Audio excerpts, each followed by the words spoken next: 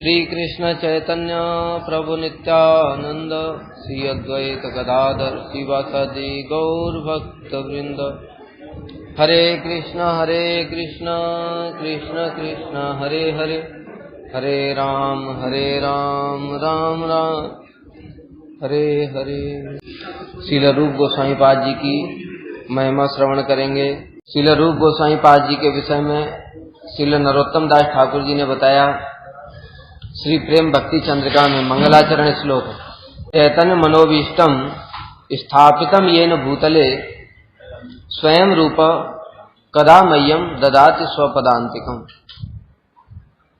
क्या बता रहे हैं? भूतले अर्थात पृथ्वी पर जिन्होंने श्री चैतन्य महाप्रभु के मनोभीष्ट को स्थापित किया, स्वयं रूपा कदा मह्यम, वे श्रील रूप गोस्वामी कब मुझे अपने चरण कमलों में स्थान प्रदान करेंगे। ये श्रील नरोत्तम दास ठाकुर जी ने प्रार्थना की है श्रील रूप गोस्वामी पाद जी की प्रेम भक्ति चंद्रिका में। अब यहाँ पर मुख्य बात क्या है इस श्लोक में? श्री चैतन्य मनोभीष्टम, श्री चैतन्य महाप्रभु के मनोभीष्ट को उन्होंने स्थापित किया। अब प्रश्न है कि ये चैतन्य महाप्रभु का मनोभीष्ट क्या है? इसके लिए स्वयं श्रील रूप गोस्वामी पाद जी ने ही विदग्ध माधव नाटक की रचना में मंगलाचरण श्लोक में वर्णन किया है कि श्रील महाप्रभु का मनोभीष्ट क्या है। ये ललित माधव और विदग्ध माधव दो नाटकों की रचना श्रील रूप गोस्वामी पाद जी ने स्वयं की। इनकी रचना के पीछे उद्देश्य क्या था? श्रील रूप गोस्वामी पाद जी को श्री चैतन्य महाप्रभु ने रस तत्व को प्रकाशित करने की आज्ञा दी। उसी आज्ञा का पालन करते हुए उन्होंने जब श्री भक्ति रसामृत सिंधु की रचना की, उसमें 5 मुख्य रस और 7 गौड़ रसों का उन्होंने वर्णन किया।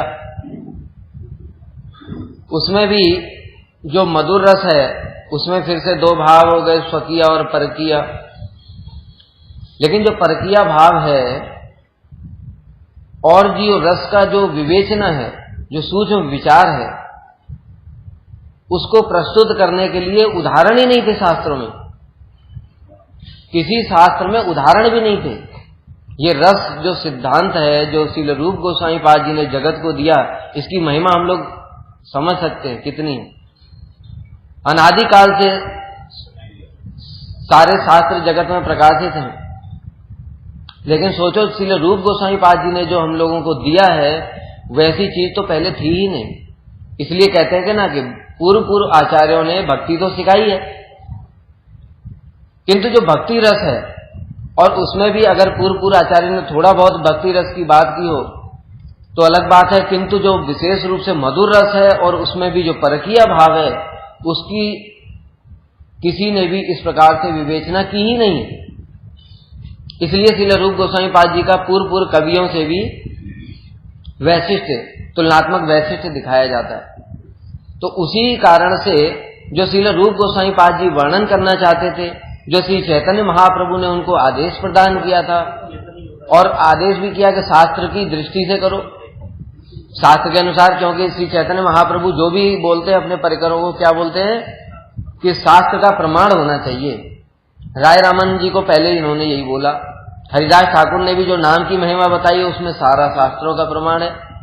श्रील सनातन गोस्वामी पाद जी ने जो भी बृहद भागवतामृत में लिखा है उसमें सारे के सारे शास्त्रों के प्रमाण है। लेकिन श्रील रूप गोस्वामी पाद जी जिस बात को, जिस विचार को देना चाहते थे, भक्ति रसामृत सिंधु में तो सामान्य रूप से विवेचना की उन्होंने सारे रसों की, लेकिन उसमें भी जो विशेष है उन्नत उज्ज्वल रस, उसकी विवेचना के लिए शास्त्र में उदाहरण ही नहीं। इस कारण से फिर उन्होंने ये ललित और विदग्ध माधव नाटकों की रचना की। ये मुख्य कारण। तो अनर्पित चरिम चिराग क्या बताया? श्रील रूप गोस्वामी पाद जी का पहले प्रणाम मंत्र बताया। प्रणाम मंत्र में आया चैतन्य मनोभीष्टम। तो श्री चैतन्य मनोभीष्ट क्या है? उसके लिए श्रील रूप गोस्वामी पाद जी ने अपने ही द्वारा रचित विदग्ध माधव के मंगलाचरण श्लोक में इस बात को वर्णन किया। यद्यपि श्री चैतन्य महाप्रभु के अवतार के मुख्य और गौड़ कारण है लेकिन जो मुख्य कारण है वो उनका पूरा व्यक्तिगत है। व्यक्तिगत अर्थात वो किसी को दिया ही नहीं जा सकता। इसलिए जगत के लिए कौन सा उनका अवदान है, उनका वो मनोभीष्ट क्या था जगत को प्रदान करने के लिए, वो इस श्लोक में व्यक्त हुआ है। क्या बताया? अनर्पित चरीम चिरात। अनर्पित चरीम, चरीम चिरात माने लंबे समय से, चिरकाल से, बहुत लंबे समय से, अर्थात एक युग, एक कल्प में मात्र एक ही बार वो दिया जाता है। एक कल्प में महाप्रभु एक ही बार आते हैं। जब महाप्रभु आते हैं तभी वह इस उन्नत उज्ज्वल रस को प्रदान करते हैं, वो भी अपने भक्तों के माध्यम से। भाई जब गीता के लिए भगवान कह रहे हैं इमं विवस्वते योगम प्रोक्तवान अव्ययम विवस्वान मनवे प्राह मनुरिच्छ्वाक्य अब्रीवीत एवं परंपरा प्राप्तम राजर्षि, इसी युग में ही कितनी बार आया, लुप्त हो गया।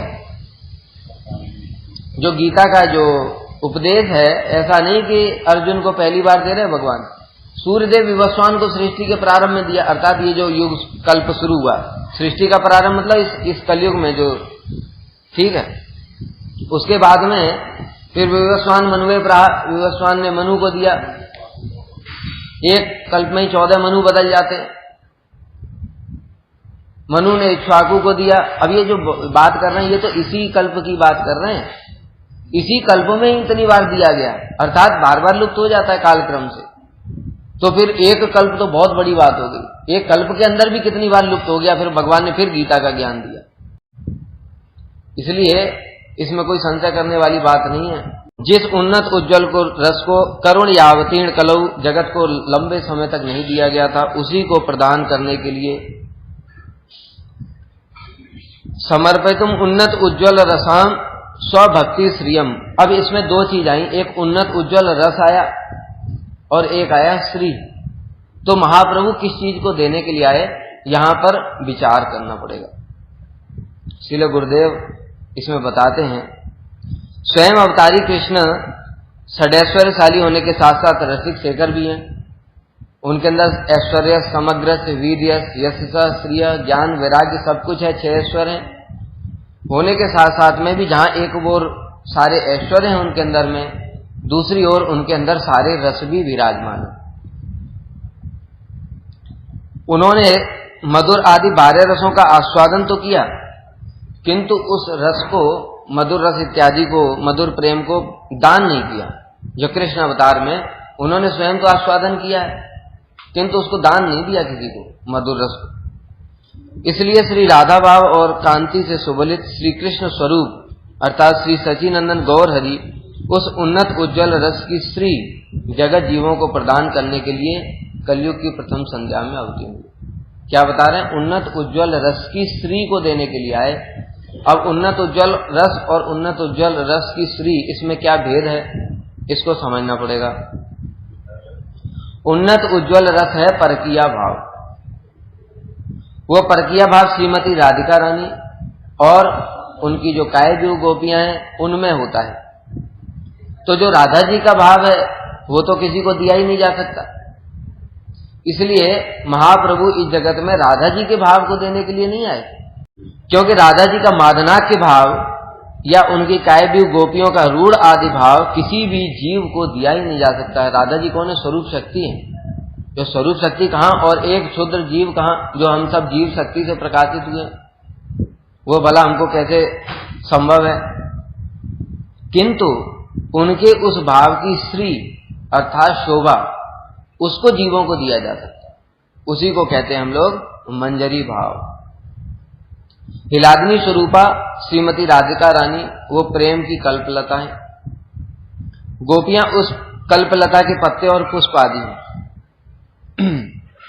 तथा उन सबकी जो शोभा है उनकी मंजरियां हैं। तो लता में जो पत्ते हैं, पुष्प हैं, और मंजरियों के द्वारा उनकी शोभा और भी बढ़ जाती है। जिस प्रकार पवन के झोंके द्वारा हिलने पर मंजरियां लता की शोभा को और वर्धित करती हैं, उसी प्रकार राधा जी की अंतरंग सेविकाएं जो मंजरियां हैं वे राधा जी की शोभा हैं। वो उस जो कल्पलता है जो राधा जी, उनकी शोभा को और भी अधिक बढ़ाती हैं। किस प्रकार से अभी हम लोग श्रवण करेंगे, कैसे कैसे धीरे धीरे आएगा। उन्हीं मंजरियों के भाव को, जो मंजरियां किस भाव से राधा कृष्ण की सेवा करती हैं, उस भाव को देने के लिए श्री चैतन्य महाप्रभु किस माध्यम से? नाम संकीर्तन के माध्यम से इस जगत को देने के लिए आए। ये मुख्य बात है अनर्पित चरीम चिराग। और ये चैतन्य मनोभीष्टम स्थापितम, ये चैतन्य मनोभीष्ट क्या है? अनर्पित चरीम चिराग यानी मंजरी भाव को देना। और ये मंजरी भाव क्या है? मंजरी भाव है जो अभी बताया, जो राधा जी का भाव है वो तो किसी को दिया नहीं जा सकता, उसकी जो शोभा है श्री, वही है मंजरी भाव। इसको जगत के जो जीव हैं उनको प्रदान किया जा सकता है। यही सर्वोत्तम भाव है जो जीवों को प्रदान किया जाता है। श्री चैतन्य महाप्रभु का मनोभीष्ट परकिया भाव का प्रचार करना था। परकिया भाव बताया ही। परकिया भाव क्या होता है कि जो गोपियां हैं उनका कृष्ण के साथ में विवाह नहीं हुआ, विवाह किसी अन्य के साथ में हुआ, किंतु कृष्ण के साथ उनका प्रेम संबंध है। इसी को कहते हैं परकिया भाव, जो कि इस जगत में घृणित है। इसको भी बताया श्रील रूप गोस्वामी पाद जी ने ही बताया है। श्रील रूप गोस्वामी पाद ने उनके मनोभीष्ट को उन्हीं की प्रेरणा और कृपा से इस जगत में स्थापित किया। चैतन्य महाप्रभु से पूर्व कृष्ण और गोपियों के इस उन्नत उज्जवल परकीय भाव को लोग घृणा की दृष्टि से देखते। जैसे अभी भी हम लोग सुनते हैं, यहाँ तक कि शुद्ध वैष्णव संप्रदाय में, मध्य संप्रदाय में भी इस प्रकार की बातें चलती हैं। किंतु आचार्य ने कौन सी बात क्यों बोली, इस बात को बद्ध जीव समझ नहीं पाते और उनकी उस बात को एज इट इज वैसे बोलने लगते हैं, तो उनके अपराध हो जाते। श्री मध्वाचार्य ने किन्हीं किन्हीं स्थानों पर इन सब बातों को लिखा है और उन्होंने किस भाव से लिखा, उस बात को, उनके लिखने का उद्देश्य क्या था, इस बात को तो समझ नहीं पाते। और क्या करते हैं, बद्धजीव उनको एज इट इज गा देते हैं। वो क्या हो जाता है, अपराध होता है। क्योंकि जैसे उदाहरण देता हूं, श्रील जीव गोस्वामी पाद जी ने, श्रील जीव गोस्वामी पाद जी कौन है? संबंध में श्रील रूप गोस्वामी पाद जी के भतीजे हैं, और दूसरा पारमार्थिक संबंध में उनके शिष्य, उनके ही शिष्य हैं, और तीसरा मंजरी भी हैं। इतना सब होने पर भी श्रील रूप गोस्वामी पाद जी ने अपने ग्रंथों में तो परकीय भाव की स्थापना की, और श्रील जीव गोस्वामी पाद जी ने अपना जो गोपाल चंपू है उसमें क्या कर दिया, उसमें स्वकीय भाव की स्थापना कर दी। जो ये सारी चीजें लिखी हैं, इसी बात को बद्ध जीव एज इट इज फिर बोल देते हैं। लेकिन उन्होंने एक सूत्र रूप में ये बात भी निर्दिष्ट कर दी कि मैं ये क्यों लिख रहा हूं। उसको तो कोई देखता नहीं, और उसको न देखने के कारण उनकी उसी बातों को लेकर के जो बोलने के कारण उनका अपराध हो जाता है श्रील जीव गोस्वामी पाद जी के चरणों में। क्योंकि अगर वो स्वकीयवाद की बात करते हैं तो फिर रूप गोस्वामी पाद जी उनके गुरु, वो परकीय भाव वाले, तो क्या शिष्य क्या गुरु का खंडन करेगा? ऐसा कभी संभव नहीं है। वो भी ये कौन है, ये सब कोई साधारण व्यक्ति नहीं है, ये सब अपराकृत राधा जी के सेवक हैं और रूपानुग वैष्णव हैं, बताया उनके शिष्य भी हैं। तो उन्होंने लिखा कि किंचित लिखतम स्वेच्छया किंचित परीक्षया, कुछ कुछ तो मैं स्वेच्छा से लिख रहा हूं, अर्थात जो उन्होंने सिद्धांत इत्यादि उसमें लिखे हैं बहुत सारे, वो सब तो अपनी इच्छा से लिख रहा हूं। जो वो भी स्वेच्छा का क्या मतलब है, जो वो भी महाप्रभु की इच्छा से ही लिख रहे हैं। श्रील जीव गोस्वामी पाद जी को नित्यानंद प्रभु ने स्वयं आदेश प्रदान किया, ब्रज में चले जाओ। और कुछ कुछ जो यानी कि मैं जो स्वकीयवाद की स्थापना कर रहा हूं वो परीक्षया। परीक्षया क्यों? क्योंकि श्रील जीव गोस्वामी पाद जी के समय में उनके बहुत सारे शिष्य थे। वो जो शिष्य हैं वो परकीय भाव को समझ नहीं पा रहे थे, समझने में असमर्थ थे, अनधिकारी। उसके लिए फिर उन्होंने स्वकीयवाद को लिख दिया, किसी भगवत इच्छा से। अब उन्होंने बताया जो स्वकीयवाद लिखा उसको तो तुमने पढ़ करके क्या वही बोलना शुरू कर दिया कि लो जीव गोस्वामी ने तो ऐसे स्वकीयवाद स्थापित किया। लेकिन उन्होंने जो एक जगह लिखा कि क्यों लिखा है वो तुमको पता नहीं। जैसे शंकराचार्य जी ने मायावाद की स्थापना कर दी, लेकिन शंकर स्वयं कौन है? वैष्णवा नाम यथा शंभु। इसी प्रकार से मध्वाचार्य ने भी किसी स्थान पर इस प्रकार से गोपियों के विषय में लिखा है, तो वो उसका कोई विशेष प्रयोजन होगा। लेकिन उनके जो शिष्य हैं उनको एज इट इज गाना शुरू कर देते हैं, यही अपराध हो जाता है। क्योंकि गोपियों की महिमा क्या है, ये गौड़ीय संप्रदाय में विशेष रूप से श्री चैतन्य महाप्रभु के जो परिकर हैं उन्होंने इस जगत में प्रकाशित किया कि ऐसा भाव तो किसी का और का संभव ही नहीं है, ये सर्वोत्तम भाव है। और फिर ये घृणित कैसे हो सकता है? इसी बात की स्थापना करने के लिए श्रील रूप गोस्वामी पाद जी ने अपने ग्रंथों में बहुत सारे प्रमाण भी दिए। अब बताते हैं परकीय भाव की पुनः स्थापना। श्रील रूप गोस्वामी पाद जी ने प्रबल शास्त्रीय युक्तियों से श्री कृष्ण रूपी नायक और गोपी रूपी नायिकाओं के बीच परकीय भाव को परम पवित्र, शुद्ध और सर्वोन्नत रस के रूप में स्थापित किया। कह रहे घृणित की बात तो छोड़ी दो, ये क्या है, ये जो रस है ये जितने भी अन्य रस हैं उनके लिए भी अभीष्ट है, उनका भी पूज्य है, आदरणीय है। इस बात को श्रील रूप गोस्वामी पाद जी ने अपने शास्त्रों के प्रमाण के आधार पर स्थापित किया। यही उनका विशेष अवदान है। क्योंकि बताई दिया हमने पहले ही कि उन्होंने क्या किया जगत में, श्री चैतन्य महाप्रभु के मनोभीष्ट को स्थापित किया। उनका मनोभीष्ट क्या था? यही परकीय भाव, यही देने के लिए महाप्रभु जगत में आए। और उसी भाव की जो महिमा है उसको श्रील रूप गोस्वामी पाद जी ने अपने ग्रंथों में शास्त्र की अकाट्य युक्तियों के द्वारा स्थापित किया है। यही उनका हमारे लिए विशेष अवदान है। कैसे अब प्रमाण सुनते हैं। श्रील रूप गोस्वामी पाद जी ने उज्ज्वल नीलमणि ग्रंथ में कहा है, लघुत्वम अत्र यत् प्रोक्तम तत्व प्राकृत नायके न कृष्णे रस निर्यास स्वादार्थम अवतारिणी। उज्ज्वल नीलमणि ग्रंथ में बता रहे हैं श्रील रूप गोस्वामी पाद जी, क्या लघुत्वम अत्र यत् प्रोक्तम तत्व प्राकृत नायके, जो परकीय भाव है उसकी जो लघुत्तम अर्थात हीनता का जो बात बोली गई है वो किस में बताई गई है? केवल प्राकृत नायक के संबंध में बताई गई, अर्थात इस जगत में, न तो कृष्ण। लेकिन कृष्ण में, स्वयं भगवान कृष्ण के संबंध में इस प्रकार का कोई विचार नहीं है।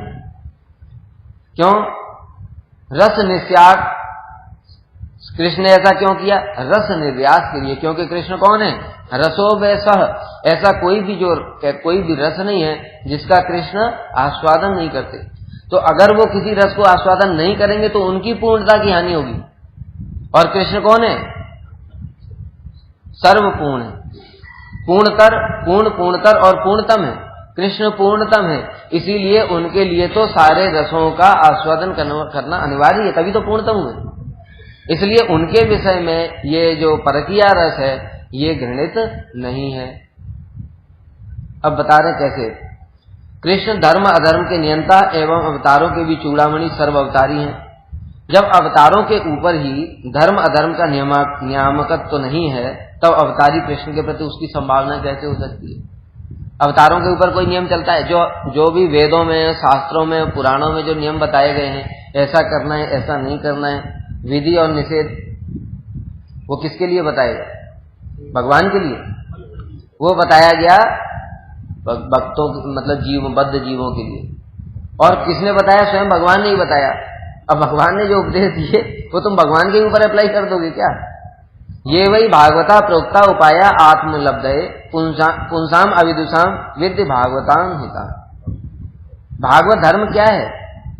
ये वही भागवता प्रोक्ता, स्वयं भगवान ने अपनी प्राप्ति के लिए अपने मुख से जो उपाय बताए हैं उन्हीं को तो भागवत धर्म का है। तो भागवत धर्म किसके लिए बताया? अंजः पुंसाम अविदुषाम, जो बद्ध जीव हैं, जो अविदुषाम, जो कुछ जानते नहीं हैं, उनके लिए भगवान ने भागवत धर्म बताया, अपने लिए थोड़ी बताया कि ये नियम मेरे लिए है। दूसरा जो प्रमाण है कि स्वर्ग में देखते हैं हम, स्वर्ग में भी जो अप्सराएं होती हैं उनका ऐसे कोई विवाह इत्यादि नहीं होता है। वो अन्य देवताओं के साथ भी संग करती हैं, लेकिन उनके प्रति कभी ऐसा सुना कि इस अप्सरा को ऐसा करने से पाप लग गया? ऐसा सुना नहीं जाता है। स्वर्ग में भी ये सब नियम नहीं है। तो फिर हमारे जो और ऊपर के लोग हैं, भूव स्वर्ग, जो ऊपर के लोग हैं उसमें क्रमशः क्या है? श्रेष्ठ है। ब्रह्मा जी, उनके लिए भी वर्णन आता है। देखो, ब्रह्मा जी के लिए भी बहुत सारे नियम नहीं होते। ब्रह्मा जी को जब उन्होंने एक अप्सरा की रचना करी, तिलोत्तमा, वो इतनी सुंदर थी कि ब्रह्मा जी स्वयं उसकी तरफ आकर्षित हो गए। जब आकर्षित हो गए तो उनके जो क्या नाम था इनका, जो 6 इन्होंने क्या किया, ब्रह्मा जी को देखकर हंसने लगे तो उनको शाप दे दिया ब्रह्मा जी। अब देखो वहां पर ब्रह्मा जी का दोष तो हुआ नहीं, दोष किसका हो गया, इनका हो गया।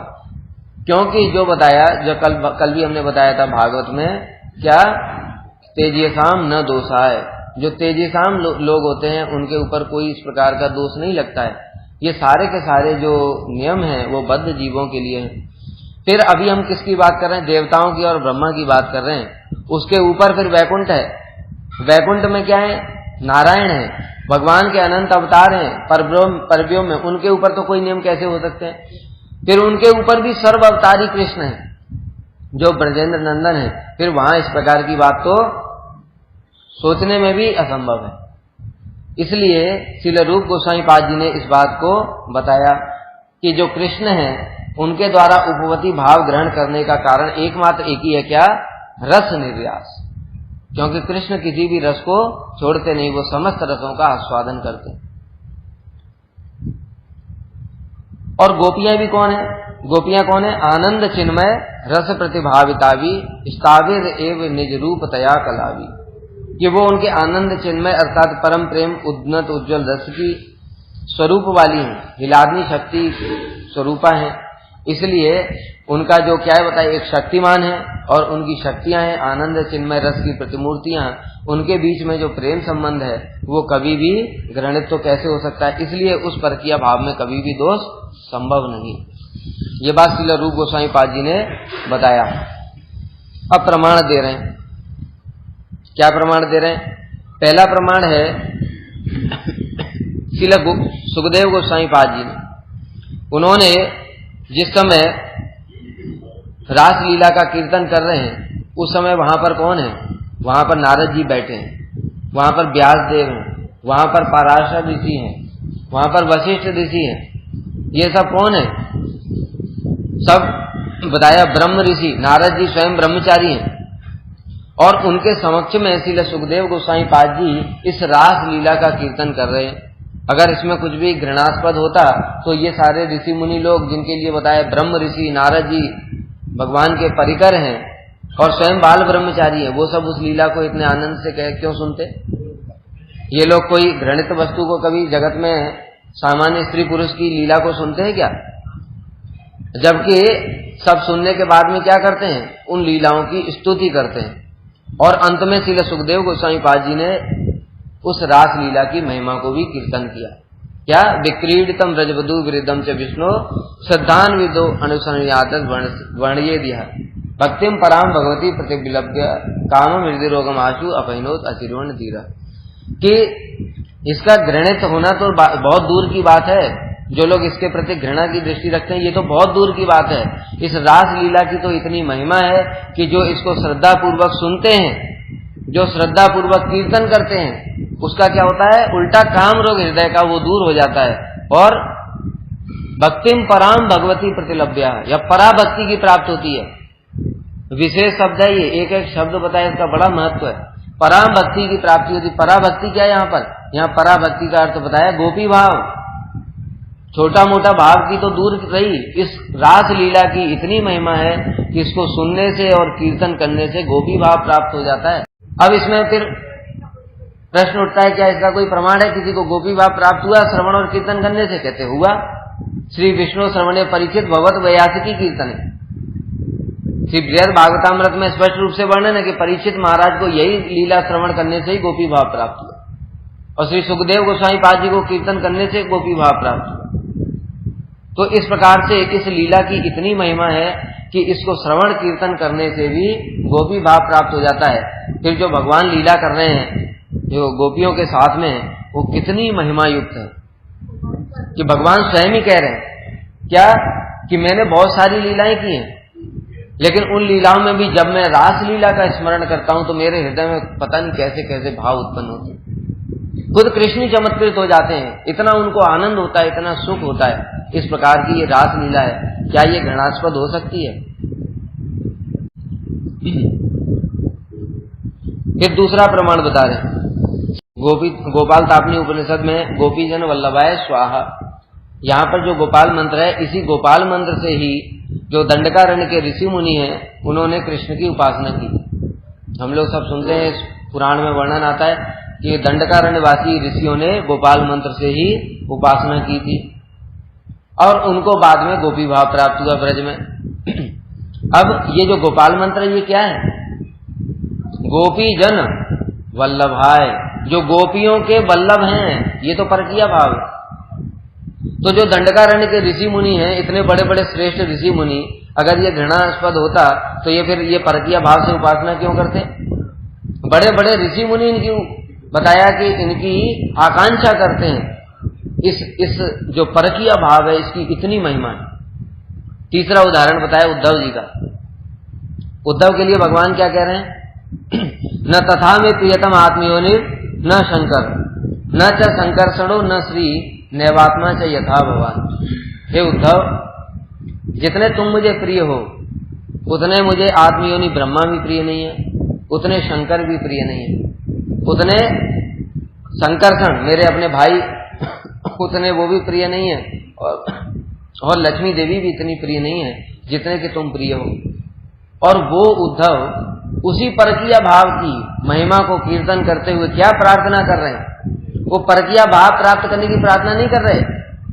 इसमें बड़ा सुंदर वर्णन किया हमारे गुरुवर्ग ने कि उद्धव इसकी प्रार्थना क्यों नहीं कर रहे। कहते कि उद्धव अब खुद को अनधिकारी समझते हैं कि भाई इतना ऊंचा भाव है, हम इसके अधिकारी नहीं है।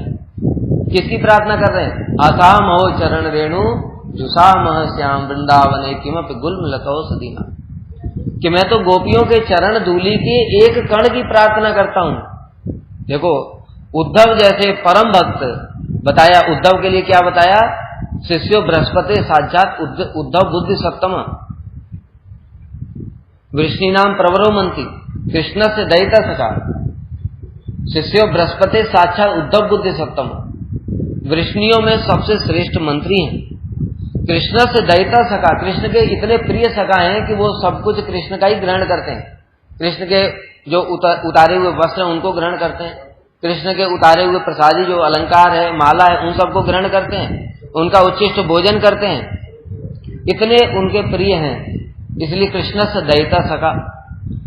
मथुरा में कृष्ण अपनी जो मन की भावनाएं हैं वो किसी के सामने व्यक्त नहीं कर पाते। उद्धव को ब्रज में भेजा क्यों था? इसी कारण से भेजा कि कम से कुछ उद्धव जो हैं ऐसे थोड़े बहुत योग्यता है इनके अंदर कि कुछ उन भावों का जब छींटा फूटा लग जाएगा तो ये कम से कम मैं जो बोलूंगा वो तो समझ जाएंगे। अभी मैं किसको बोलूं?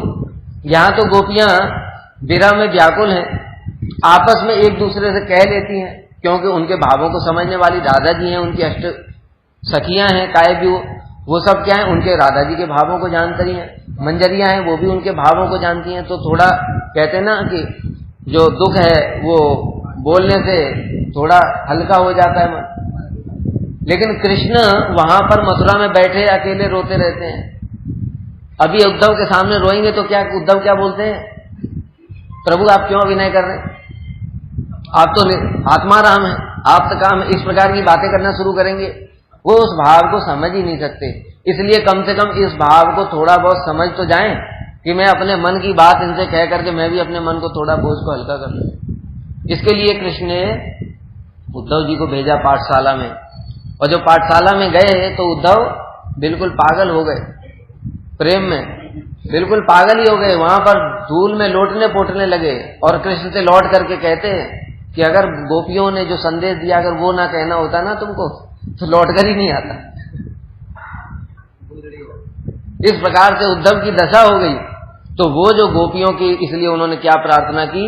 गोपी भाव प्राप्त करने के लिए प्रार्थना नहीं की। कहते मैं तो इसके लिए अनधिकारी हूं, उनकी चरण धूलि का एक कण ही मेरे माथे पर लग जाए उसी से मेरा उद्धार हो जाएगा। इस प्रकार की उद्धव जी प्रार्थना करते हैं। तो सोचो वो गोपी भाव कितना उन्नत वस्तु है। ये जो परकीय भाव है इसकी क्या महिमा है। वंदे नंद ब्रज स्त्री नाम पाद रेणु अभीक्षण सम यासाम हरि कथोद्गीतम पुनाथ भुवन त्रयम, कि मैं उन नंद ब्रज स्त्री नाम गोपियों के चरण धूलि की कर्ण की वंदना करता हूं कि जिनकी कथाएं जो त्रिभुवन को पवित्र करने वाली हैं। इस प्रकार से श्री उद्धव जी प्रार्थना कर रहे हैं। अब श्रील रूप गोसाई पाद जी बता रहे हैं उज्ज्वल नीलमणि में आगे और बता रहे परकीय भाव की महिमा को वर्णन करते हुए, किसी किसी संप्रदाय में श्री श्री राधा कृष्ण के नित्य मिलन और विहार को ही स्वीकार किया जाता है। बहुत से लोग स्वकीय वाले हैं, जैसे बताया, तो वो क्या करते हैं, राधा कृष्ण के प्रेम को तो स्वीकार करते हैं, किंतु कैसे कि राधा जी का कृष्ण के साथ में विवाह हुआ, इस भाव से। और उदाहरण भी देते हैं, जैसे गर्ग संहिता में वर्णन है। गर्ग संहिता में क्या वर्णन है कि एक समय कृष्ण को लेकर के नंद बाबा जी गए थे गोचारण के लिए। उस समय बड़ा तेज आंधी तूफान आने लगा, तो नंद बाबा ने व्याकुल होकर के प्रार्थना की। उस समय वहां पर एक दिव्य श्रीमती राधा रानी थी, शक्ति वहां पर प्रकट हुई, और उन्होंने क्या किया, उन्होंने कहा ठीक है तुम अपने बालक को मुझे दे दो, मैं इसको सुरक्षित पहुंचा दूंगी। उन्होंने दे दिया। अब नंद बाबा चले गए। उसके बाद में जब नंद बाबा चले गए तो वही कृष्ण जो हैं अपने किशोर रूप में आ गए, और राधा जी हैं, कृष्ण हैं। अब उनका विवाह कराने के लिए उधर से ब्रह्मा जी जा रहे थे, तो ब्रह्मा जी ने कहा ठीक है, पुरोहित ब्रह्मा जी मिल गए और उनका वहां पर विवाह करा दिया। इस प्रकार की बातें कही जाती हैं, किंतु हमारे गुरुवर्ग ने बताया कि देखो ये बातें जो है अपने अधिकार के अनुसार ही इस बातें कही गई। जैसे मैंने अभी बताया, इसलिए जीव गोस्वामी पाद जी ने अपने कुछ अनधिकारी शिष्यों के कारण ही इस प्रकार के स्वकीयवाद की बातें कही हैं। किंतु अगर इस स्वकीयवाद को मान लेते हैं तो फिर जो परकीय रस है, जिसकी महिमा है, उसका क्या होगा? कृष्ण का जो रसास्वादन है उसका क्या होगा? क्योंकि स्वकीय के वशीभूत कृष्ण होते ही नहीं। द्वारका में तो है उनकी महिषियां, स्वकीय उनकी पत्नियां हैं, लेकिन उनको तो कभी याद नहीं करते। हस्तिनापुर में जाते हैं कृष्ण, तो कभी सुना कि रो रहे थे पांडवों के सामने, हाय रुक्मिणी की याद आ रही है, सत्यभामा की याद आ रही है, सुना कभी? लेकिन जब द्वारका में रहते हैं, 16,108 रानियां हैं उनकी, वो लक्ष्मी स्वरूप हैं सबकी सब, वो सब मिलकर के कृष्ण की सेवा करती हैं, लेकिन संतुष्ट नहीं कर पाती। और सोते हुए कभी कभी रात में उठ करके हा ललिते, हा विशाखे, हा राधे, इस प्रकार से ब्रज की यहां तक कि गायों को भी नाम ले लेकर के पुकारते हैं। पूरा तकिया भीग जाता है, इतना रोते हैं, तकिया भीग जाता है, नंद बाबा, यशोदा मैया इत्यादि को। तो इस प्रकार से जो परकीय रस के वशीभूत हैं, अगर केवल स्वकीय को ही मानेंगे तो फिर वशीभूत कहां रह गए कृष्ण इस प्रकार से। इसलिए ये जो शास्त्रों में बातें बताई गई हैं, ये किसके लिए हैं? जिनका उस प्रकार का अधिकार नहीं है। जैसे गुरुदेव एक उदाहरण दिया करते गिरिराज जी के स्वरूप के विषय में। बहुत से लोग कहते हैं गिरिराज जी का शांत भाव है, बहुत से लोग कहते हैं दास्य भाव है, कुछ लोग कहते हैं सख्य भाव भी है। श्लोक हैं शास्त्र में, इन सब चीजों के शास्त्र में प्रमाण भी है। लेकिन गुरुदेव कहते थे एक उदाहरण दे करके कि देखो, जैसे एक आकाश में पंछी उड़ता है ना, सब पंछी समान ऊंचाई पर नहीं उड़ते, देखा है कभी? छोटी छोटी चिड़ियां होती, वो ज्यादा ऊपर नहीं जाती, और वो चील, गिद्ध, बाज इत्यादि जो पक्षी है वो आसमान में कितनी ऊंचाई तक उड़ जाते।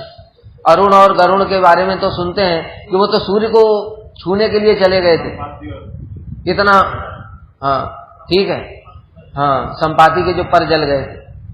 तो कहने का तात्पर्य क्या है? श्रील गुरुदेव यही उदाहरण देकर के समझाते थे, अर्थात जिसकी जितनी योग्यता है, जिसकी जितनी शक्ति है, वो आकाश में उतना ऊंचा उड़ सकता है। इसी प्रकार से जिनका जितना अधिकार है वो उतना ही समझ सकते हैं, लेकिन जो उन्नत अधिकार वाले हैं वो जानते हैं कि इनका निम्न अधिकार है, ये गलत नहीं है, इसलिए हम दोष किसी को नहीं देते। गिरिराज जी का फिर श्रील गुरुदेव उदाहरण देते हैं, प्रमद मदन लीला कंदरे कंदरे ते रचयति नवीनोर्द्वंदम अस्मिन्न मंदम इत किल कल नाटक लग्नगस तद्वयोर में निज निकट निवासम देहि गोवर्धन। श्रील रघुनाथ दास गोस्वामी यहां पर क्या बोल रहे हैं? रघुनाथ दास गोस्वामी स्वयं कौन है? पहले मंजरी है, और वो मंजरी स्वरूप होकर के गिरिराज जी की प्रार्थना कर रहे हैं। क्या प्रार्थना कर रहे हैं? प्रमद मदन लीला कंदरे कंदरे थे। मदन को भी मनमत करने वाली, उसके भी जो बताया उसको भी मत देने वाली, उसके भी मन को आकर्षण करने वाली ऐसी जो लीलाएं हैं, कंदरे कंदरे से आपकी गुफाओं में होती हैं। ये जो मनमत लीला ये किसके साथ होती है? सख्य रस में होती है, वात्सल्य रस में होती है, किस में होती है? ये केवल मात मधुर रस में। रास लीला के अंत में ये श्लोक आया जो गोपी गीत गाया गोपियों में, इति गोप्य प्रगायन्त्य प्रलपन्त चित्रदा रुरुदु सुस्वरम राजन कृष्ण दर्शन लाल तासाम आविर्भूत सौरी स्मय मान मुखाम्बुज पीताम्बर धरस रघुवीर साक्षात मनमथ मनमथ, कि जो गोपियों ने ये विरह गीत गाया तो कृष्ण फिर रह नहीं पाए और अपने गले में गलवस्त्र डाल करके, पीताम्बर को डाल करके गोपियों के बीच में साक्षात जो प्रकट हुए, उस समय उनका जो स्वरूप था वो मनमथ मनमथ था, अर्थात कामदेव के मन को भी मत देने वाला था। तो यही श्रील रघुनाथ दास गोस्वामी प्रार्थना कर, प्रमद मदन लीला कंदरे का, आपकी जो कंदराएं हैं उनमें वही लीला होती हैं। तो ये क्या भाव हुआ फिर गिरिराज जी, और गिरिराज जी उनके साक्षी हैं।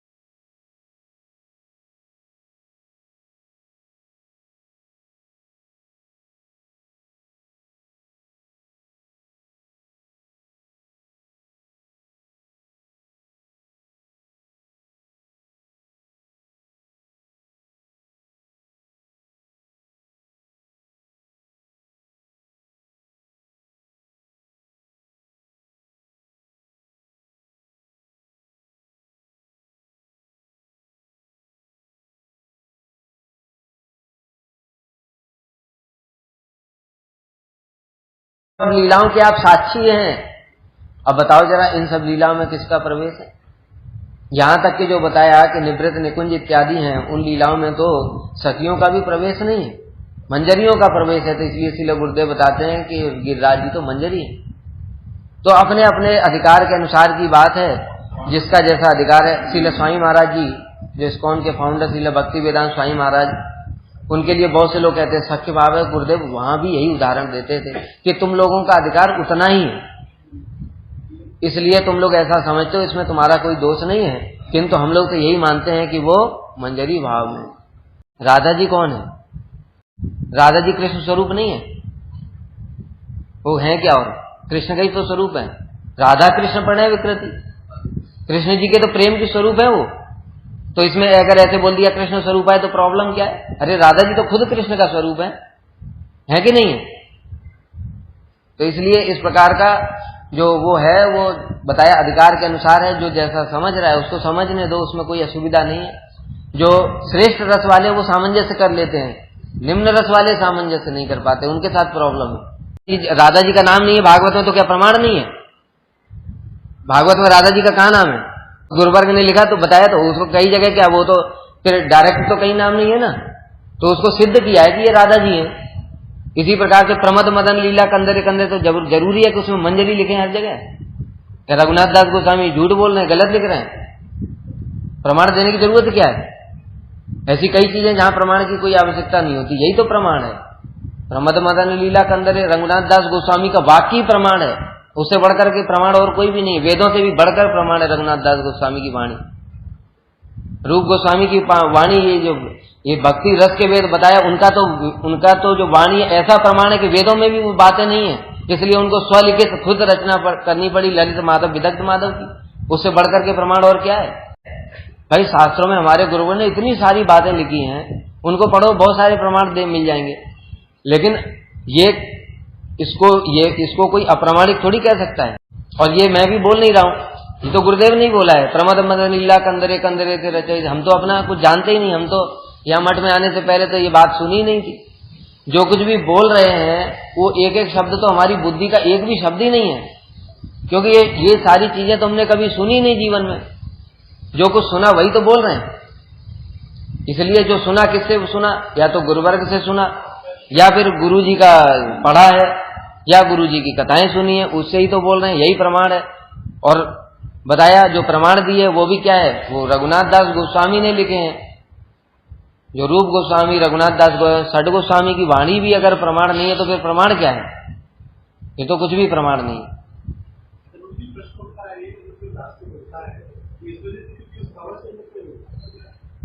उसका कोई रूप नहीं, उसकी बुद्धि उतनी है। अभी हमारा क्या रूप है? कम से कम रुचि आसक्ति की अवस्था में थोड़ा थोड़ा स्वरूप का भान होता है। अभी क्या स्वरूप है? किसी का कुछ नहीं। उसकी बुद्धि उतनी काम करती है, क्या करे? क्या होता है, पूरा जो बताने जा रहे हैं वो रुक जाता है। वे लोग प्रच्छन्न कामुकता क्या बता रहे हैं? विरह, विच्छेद, मान, अभिसार, दुर्लभता और निवारण आदि को नहीं मानते। बहुत से लोग क्या है, अब विरह, विप्रलंब, जो विप्रलंब क्या है, श्रील रूप गोस्वामी पाद जी का एक और अवदान है, विप्रलंब रस। इस विप्रलंब को भी रस कहा है उन्होंने। न बिना विप्रलंबेन संभोगम पुष्टिमश्नुते, कि विप्रलंब के बिना तो संभोग की पुष्टि नहीं होती, इसलिए ये रस है। और इस रस में भी एक विशेष आस्वादन है। इस बात को भी लोग नहीं जानते थे, पूर्व आचार्य। तो वो लोग क्या कहते हैं, विरह को मानते ही नहीं, कि नहीं नहीं हम ऐसा नहीं मानते, विरह नहीं हो सकता, इसलिए उसको स्वीकार नहीं करते। तो उनका उतना ही अधिकार है। इस बात के लिए बताया कि ना, ये रूप गोस्वामी पाद जी का वैशिष्ट्य है। जब जैसे श्री कवि कर्णपुर, उनसे तुलना की गई है, श्री जयदेव गोस्वामी से तुलना की गई है, श्री सुखदेव गोस्वामी से तुलना की गई है, इन आचार्यों से तुलना की गई है। तो उसमें कवि कर्णपुर के साथ तुलनात्मक जो किया गया है, उसमें श्रील गुरुदेव बताते हैं कि उन्होंने सिर्फ संभोग जो है उन्हीं लीलाओं का वर्णन किया, वो विरह वाली लीलाओं का वर्णन नहीं कर सके। लेकिन श्रील रूप गोस्वामी पाद जी ने उनको भी वर्णन किया है। तो ये वैशिष्ट है रूप गोस्वामी पाद जी का कि वो विप्रलंब रस, मतलब कि कोई भी जितने भी रस हैं वो सब का वर्णन श्रील रूप गोस्वामी पाद जी ने किया। यही तो उनका वैशिष्ट है अन्य अन्य आचार्यों की तुलना में। तो इसलिए बहुत से लोग बताया कि विरह विच्छेद को नहीं समझ पाते, बहुत से लोग इस प्रकार की जो परकीय भाव है उसको नहीं समझ पाते, बहुत से लोग मान अभिसार, जैसे जयदेव गोस्वामी पाद, उनकी कलम स्तब्ध हो गई। स्मरल गरल खंडनम, कि राधा जी तो शक्ति है और कृष्ण शक्तिमान है। अब ऐसा कैसे संभव हो सकता है कि राधा जी के जो चरण हैं वो कृष्ण अपने माथे पे ऊपर धारण कर? तो उनकी कलम स्तब्ध हो गई। तो बहुत से लोग बताया अधिकार की बात है, ये तो सब मधुर रस वाली ही बात है। कवि कर्णपुर हैं, श्री जयदेव गोस्वामी हैं, लेकिन होने पर भी क्या हुआ, इनका भी एक जगह पर जाकर के अधिकार सीमित हो गया। तो यही इन सब भावों को बहुत से लोग पूर्व आचार्य भी उस बातों को नहीं समझ पाए अपने अपने अधिकार के अनुसार। इसलिए जो परकीय भाव के प्रति साधारण नायक नायिकाओं की प्रति बुद्धि रखते हैं और परकीय भाव को दुराचार के रूप में दर्शन करते हैं, ऐसे व्यक्ति श्रील रूप गोस्वामी पाद जी के विचार से दुराशय हैं। दुराशय अर्थात उनका आशय ठीक नहीं है, क्यों? उनका अधिकार बहुत ही निम्न है, जैसा उन्होंने उल्लेख किया है। आह किम वान्यदत्तस्त श्यामिद मेव महामुनि जगौ पारम हंस्यांच संहिताएं स्वयं सुख। क्या बता रहे हैं कि अत्यंत खेद के साथ आह, ये जो आह शब्द हुआ है इसमें श्रील रूप गोस्वामी पाद खेद व्यक्त कर रहे हैं। अहो कितने दुख का विषय है। क्या? पारमहंसी संहिता कौन सी है? श्रीमद् भागवत। उसमें क्या है? श्रीमद् भागवतम पारमहंस्यम एकम ज्ञानम अमलम परम गीयते। इस श्लोक में परमहंस संहिता है श्रीमद् भागवत, और उस श्रीमद् भागवत में परमहंस जो श्री सुखदेव गोस्वामी है वो वर्णन कर रहे हैं। उसके पश्चात भी कैसा दुर्भाग्य है कि ये लोग परकीय भाव को घृणित मानते। इस प्रकार से श्रील रूप गोस्वामी पाद जी ने उज्ज्वल नीलमणि में वर्णन किया। यह पारमहंसी संहिता सर्वप्रथम भगवान नारायण के द्वारा चतुर्श्लोकी के रूप में पितामह ब्रह्मा जी के निकट प्रकाशित हुई और नारायण स्वरूप परमहंस व्यासदेव द्वारा लिखी गई है। और परमहंस कुल चूड़ामणि श्री सुखदेव गोस्वामी ने यह संहिता श्री परीक्षित महाराज के सामने देवर्षि नारद, श्री वशिष्ठ, श्री पराशर, श्री वेदव्यास जैसे गुरुवर्ग महातत्व ज्ञानी रसिक मुक्त कुल चूड़ामणि महापुरुषों की सभा में उच्च स्वर से गान की है। फिर ये भाव जो है परकीय भाव, ये घृणित कैसे हो गया? इसके वक्ता और श्रोता क्रमशः श्री सुखदेव गोस्वामी मुनि सप्तम और श्री परीक्षित महाराज राजर्षि सप्तम, श्री सूत जी और सौनक मुनि, विदुर और मैत्रेय मुनि सभी मुक्त पुरुष महापुरुष। अतः यह परकीय भाव कदापि भी निंदनीय नहीं हो सकता। अब यहाँ पर कुछ और चीजें बता रहे हैं श्रील गुरुदेव। इस समाज में जो स्त्रियां पर पुरुष का संग करती हैं, उनका अपने पति को छोड़कर पर पुरुष की सेवा करना घृणित और नरक में जाने योग्य आचरण है। किंतु जहां पर अखिल रसामृत सिंधु सर्वैश्वर्य पूर्ण भगवान कृष्ण ही नायक हैं और उनकी शक्तियां, उनकी काय विवाह गोपियां नायिकाएं हैं, वहां पर दोनों का मिलन कदापि भी घृणित नहीं हो सकता। अब यहाँ पर प्रमाण भी दे रहे हैं, जैसे जो भांडीर वन की कथा को लेकर के ये कहते हैं कि राधा जी का कृष्ण के साथ विवाह हुआ इसलिए वह स्वकीय हैं। इसके लिए अब गुरुदेव प्रमाण दे रहे हैं शास्त्र का कि गोपियों का कृष्ण के साथ विवाह नहीं हुआ। इसके शास्त्र प्रमाण क्या है बता रहे हैं। ब्राह्मण, क्षत्रिय, वैश्य, इनको द्विजाति कहते हैं। हमने सुना है जन्म न जायते शूद्र संस्कार द्विजम उच्यते। ब्राह्मण, क्षत्रिय और वैश्य, इनके जो संतानें हैं, जब इनके संस्कार हो जाते हैं तो इनको द्विज कहते हैं। विवाह से पहले इन जाति के लोगों द्वारा उपवीत ग्रहण करना अवश्यम भावी है। क्या बता रहे हैं? विवाह से पहले इन जो तीन जातियां हैं, इनको यज्ञोपवीत अनिवार्य है। अभी तो खैर कोई कुछ होता ही नहीं नियम। उस समय, जिस समय ये सब लीलाएं हुई हैं, उस समय ये अनिवार्य था। कृष्ण द्विजाति के थे तथा कृष्ण का ब्रज में उपनयन संस्कार तक भी नहीं हुआ। तो ब्राह्मण, क्षत्रिय, वैसे ये सब इनको द्विजाति बताया, लेकिन कृष्ण का उपनयन तो हुआ नहीं ब्रज में, तो फिर उनका विवाह कैसे होगा? बताया विवाह से पूर्व उपनयन जरूरी होता है। कृष्ण का वर्णन आता है, उपनयन तो वहां पर हुआ था, वहां सांदीपनी, वहां पर जाकर के मथुरा में हुआ, मथुरा में हुआ ना। उसके बाद सांदीपनी मुनि के आश्रम में तब तो गए थे। तो फिर जो है जब इनका उपनयन ही नहीं हुआ तो विवाह कहां से हो गया? दूसरी बात, विवाह करने के बाद में पत्नी पति के साथ पति के घर में चली जाती है, लेकिन राधा जी को कभी वर्णन ऐसा सुना कि नंदालय में रहती है, केवल मात्र कुछ सेवा विशेष के कारण। वो सेवा भी क्या है? क्योंकि दुर्वासा ऋषि ने उनको आशीर्वाद दिया था कि तुम्हारे जो हाथ से जो खाएगा उसको क्या होगा? अमरत्व की प्राप्ति होगी। इसलिए जो यशोदा मैया हैं, उन्होंने उनकी जो सास हैं उनके साथ में प्रीतिपूर्व संबंध स्थापित करके और उनको बहुत प्रकार से समझा बुझा करके राधा जी को नंदालय में प्रतिदिन बुलाती हैं रसोई बनाने के लिए। फिर क्या होता था, पुनः बरसाना, या जब बरसाने में रहती थी राधा जी तो बरसाना लौट जाती थी, जावट में रहती थी जावट लौट जाती थी।